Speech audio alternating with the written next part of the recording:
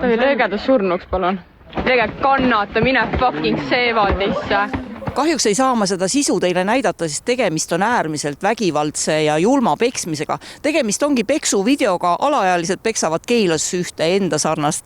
Aga miks me oleme täna jõudnud maailma, kus selline tapmine ja peksmine ongi uueks normaalsuseks saanud ja eriti kui me räägime noori inimesi.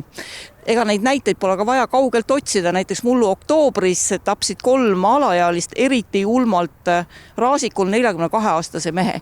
Enne seda veel piinasid teda, lohistasid köie otsas auto järgi, torkasid läbi tema kõri ja silmad ja täna need politseinikud, kes selle juhtumiga tegelevad, vajavad ise psühholoogilist abi.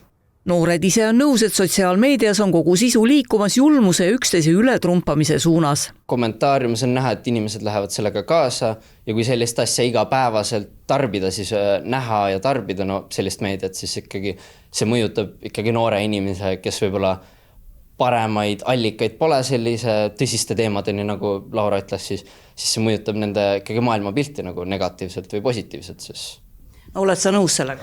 Jaa, kindlasti, eks seal on nagu, sotsiaalmeedia on väga lai, sealt leiab igasuguseid väiksemaid või siis suuremaid väga vihkamist täis gruppe, eks TikTokis, Instagramis on praegu ka mingi väga populaarne see looksmaxing värgendus, mis nagu väga viskab naistele ja meestele peale sellised väga ebarealistlikke ilustandardeid ja üldsegi nagu mingid sellised rassilised konfliktid ja seksuaalsuse ja soovastased vihkamised on väga-väga tõusul olnud viimasel ajal. Vägivald on sotsiaalmeedias lihtsalt kättesaadav ja mida rohkem me vägivalda vaatame, seda rohkem see meie jaoks normaliseerub, see ei puuduta meid enam. Et kui me räägime sellest kogu sotsiaalmeedia kontekstis niinimetatud dopamiini laengust, eks ole, mis inimesed saavad, siis selle saamine muutub aina keerulisemaks, et see ärriti peab muutuma aina tugevamaks, et siin, kui me räägime siin erinevatest sõltuvustest, sellesama digisõltuvuse kontekstis, et need protsessid iseenesest on ju täpselt samasugused. Need noored ei ole täna vabad. See, et ta saab valida enda kahjustamist, ei ole vabadus. Sama hästi me võiksime näiteks anda lapsele vanuses 4–14 alkoholi iga päev. Ja siis kui ta saab 14 hakata talle rääkima, et tead, alkohol on kahjulik, me nüüd hakkame sind teavitama. Sa oled küll täielikus sõltuvuses, aga me hakkame teavitama, me teeme nüüd edukatsiooni, me teeme ringmänge sinuga, et kui halb on alkohol. Et tegelikult täna see on ju, see on jabur, aga see paralleel on ju see, mis, ma arvan, et see sisu tuleb läbi. Kellegil tõenäoliselt ei ole seda lihtsat lahendust. See kõige lihtsam lahendus oleks elektri äravõtmine, sotsiaalmeedia sulgemine, aga seda jällegi me ei saa erinevatel põhjustel teha.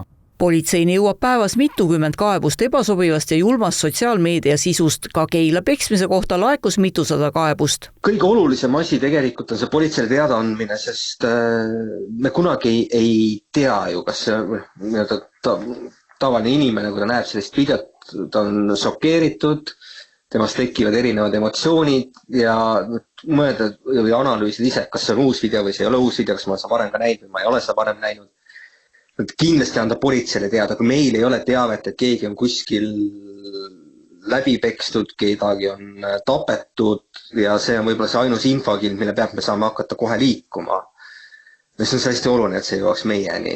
Lapsi, kes ei ole veel nii-öelda rikutud, tuleb õnneks peale ja meil täiskasvanutel tuleks luua keskkondi, kus lapse psüühika saaks eelistada teisi tegevusi ja huvituda muust. Kuid me oleme loonud keskkonnad, kus noor teeb tänaseks sõltlase valiku.